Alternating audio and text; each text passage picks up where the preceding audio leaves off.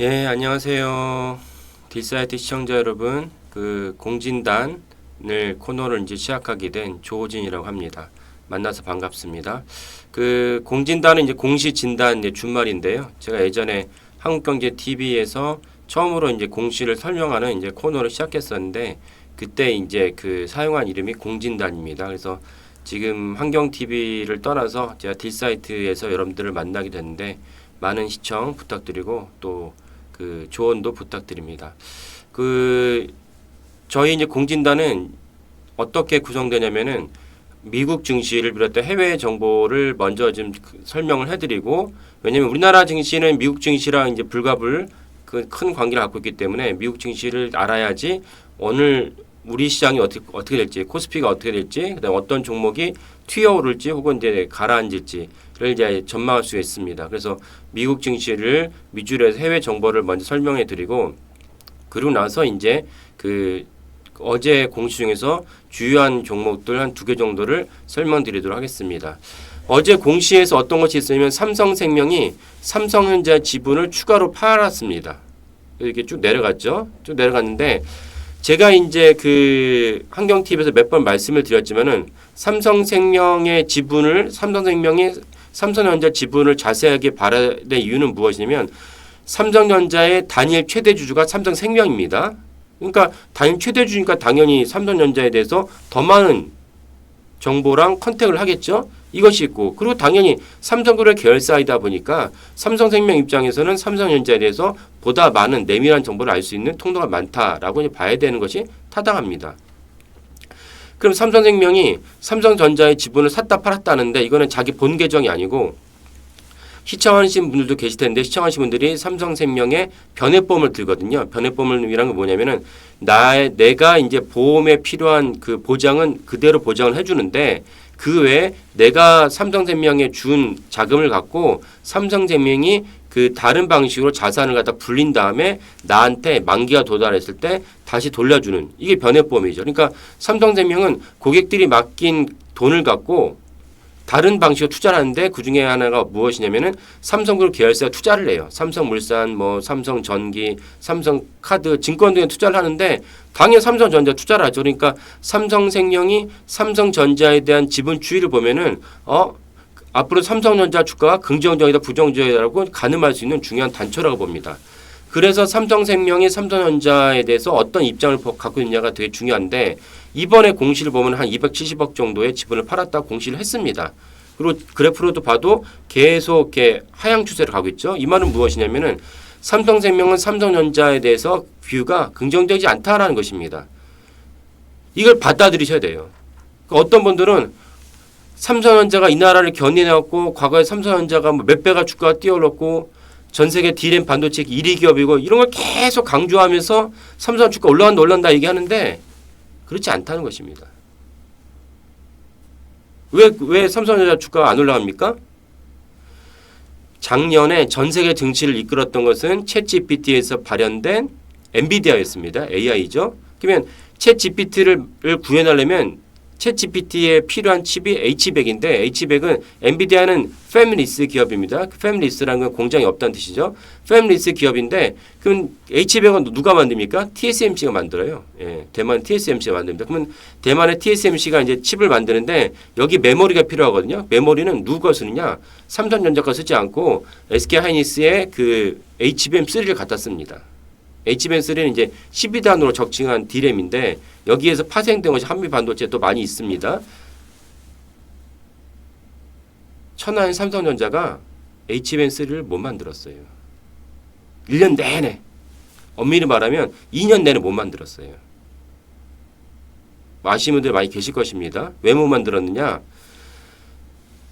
삼성전자가 2019년도에 그때는 HBM3 사업부가 돈을 못 벌었어요. 연구 개발을 하는데. 그러니까 없애버렸어요.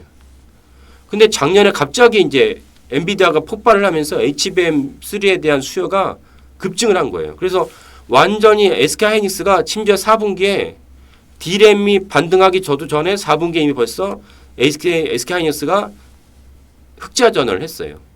삼성전자는 메모리 사업부는 여전히 적자를 기록했습니다. 왜? HBM3를 못 만들었기 때문에. 이것은 주가 수익률로도 이제 나타납니다. 주가 수익률을 보시면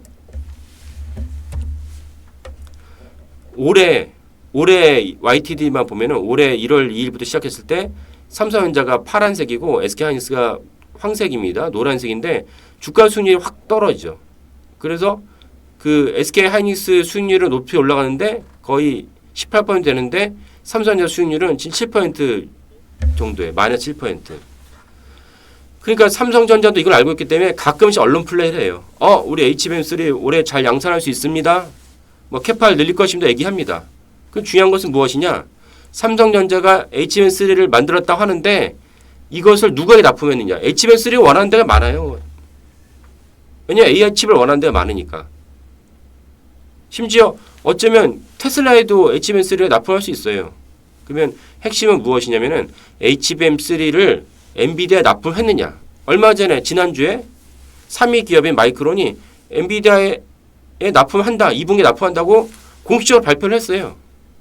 이게 중요한 사안인데 왜 삼성전자는 HBM3 양산한다, 뭐 규모를 늘린다 얘기하는데 왜 엔비디아에 납품한다 얘기를 못합니까?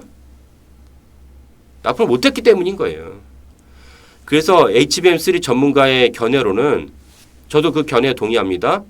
이번에 HBM3에서는 삼성전자가 SK하이닉스를 추격하지 못할 것이다. 압도하지 못할 것이다.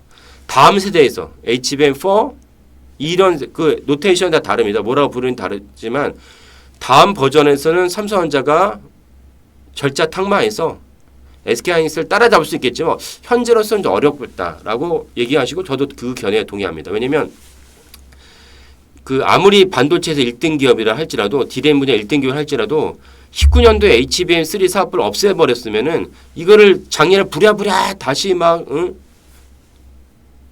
월화수 막 금금금을 해서 따라잡자 할지라도 따라잡기가 어려워요. 그런 게 아니에요. 반도체라는 게. 잘 이해하시면 좋겠습니다. 이런 맥락에서 삼성전자가 올해도 사실 주가 수익률이 좀 어렵다라고 보시면 되겠고 이거를 갖다 마음을 새롭게 하셔야 돼요. 예전에 있던 정보만 계속 고집을 하시면은 주식 투자에서 좋은 결과 얻을 수 없습니다. 삼성전자는 적어도 디램에 있어서는 2등 기업이다. 1등 기업은 어디입니까? SK하이닉스. 그것이 무엇으로 지금 판명나고 있습니까? 주가 수익률로. 그래서 삼성생명도 그런 견해가 있기 때문에 거기에 동조하기 때문에 삼성전자 지분을 축소한 것입니다. 270억 정도. 예. 그 다음 종목을 보겠습니다. 그 다음 종목은 뭐냐면은 BHI입니다. BHI인데 BH는 이제 여기 보시면은 BHI가 제공한 그 그림인데요. 송정탑이 있고 발전기가 있는데 여기에서 많은 부분인데 여기서 BHI가 어디에 관련됐냐? 가스터빈에서 터빈을 막 돌려가지고 터빈을 같이 실제 보신 적이 있는데 몇 미터가 됩니다. 예, 두산중공에서 만든 터빈을 제가 본 적이 있는데 엄청나게 큽니다. 몇 미터가 된 터빈을 돌려서 전기가 나오는데 그 터빈을 돌리다 보면 당 열이 많이 발생하는데 열을 갖다 흡수해서 배열 회수 보일러라고 하죠. 이것이 이제 그 BHI가 주력하고 있는 세계 1위 기업 마켓시어 1위의 배열 회수 보일러. 그러니까 열이 나온 것을 회수해서 다시 보일러로 든다. 왜냐면 열을 그대로 공기 중에 내보내면은 그 공기 중도 너무 덥고 온도도 올라가고 아깝잖아요. 이걸 갖다가 다시 회수해서 다시 전기 생산을 쓰겠다는 게 BHI의 기본적인 모델입니다. 마치 뭐가 떠오릅니까, 여러분? 하이브리드 자동차 떠오르죠. 하이브리드 자동차가 뭐예요? 그 가솔린 엔진이나 그 기관 디젤로 해서 열을 막 이렇게 자동차 엔진 돌린 다음에 거기 열이 막 발생하잖아요. 그러니까 열이 발생한 것 같고 전기 모터를 돌리는 거예요. 하이브리드.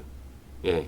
이런 것을 이제 발전에 쓰겠다는 것이 BHI인데 어저께 이제 BHI가 중요한 공시를 냈는데 뭐냐면은 세 가지의 수주를 발표했다 내놨습니다. LNG 복합 화력 발전 설비 계획을 셉코3라는 데서 한 번은 이제 1,000억짜리 또 한 번은 970억짜리 그 다음에 대우건설에는 15% 정도의 그 복합 화력 발전 설비 공급 계획을 체결했다고 어저께 수주를 했습니다. 어저께 공시를 세 가지 공시했습니다. 다 합치면 거의 뭐 70%, 75% 정도 해당하는 전년, 그러니까 23년도 그 사업 보고서 안 나왔기 때문에 이거는 이제 22년도 대비 75% 되는 어마어마한 수주를 어제 하루에 했다는 것입니다.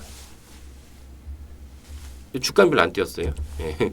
주간별로 안 뛰었어요. 주간별로 안 뛰었는데 그렇다는 얘기는 사실은 앞으로 BHI 주가가 더 올라갈 가능성이 높다 이렇게 보시면 되겠고 그 지난 1년간 수익률을 보면 BHI는 41% 올랐습니다. BHI가 파란색입니다. 그리고 두산 에너비티 노란색인데 수익률이 안 좋아요. 한전 KPS 역시 원자력 관련 기업인데 11.4%. BHI가 원전 관련된 주식으로도 분류가 됩니다. 왜 그러냐? SMR이라고 아시죠? 그 소형 모듈. 그러니까 우리가 보통 이제 큰 대형 원전 같은 경우는 뭐 14기가 와트 정도를 갖다가 이렇게 생산하는데 그 소형 모듈러 원전은 이제 1기가 정도를 생산합니다. 1기가지만은 예를 들면 SK하이닉스가 이제 증설을 한다. 삼성전자가 평택에다가 공장을 짓는다. 이런 반도체 공장 필요한 그 발전 설비가 한 1기가 정도 됩니다. 적지 않은 금액이죠. 그러니까 그런 대형 발전소에다가 이 SMR을 지으면 참 좋다. SMR은 거기에 더불어서 대형 발전소에 필요한 설비 부자재가 대폭 줄어듭니다. 근데 아까 말씀 삼성전자의 평택 발전소, 평택 공장 같은데 SMR을 집어넣으면 돼요. 그러면 발전 설비가 해결이 되기 때문에 저쪽 그 경북에 있었던 원전 발전을 통해서 대규모 초고압 전선을 통해서 평택까지 집어넣는다. 그러면 그 중간에 많은 일이 있어야 되잖아요. 그러니까 그런 걸 한 번 해결할 수 있는 것이 SMR입니다. 그러니까 SMR이 전 세계에서 많은 이제 수요가 생길 거라 여겨집니다. 그래서 그 BHI는 SMR의 주변 기기를 갖다가 생산하는 기업이고 본 기계는 당연히 두산 에너비티가 생산합니다. 이런 관점에서 BH도 보시면 좋을 것 같습니다. 예, 오늘 방송은 여기까지 하겠습니다. 감사합니다.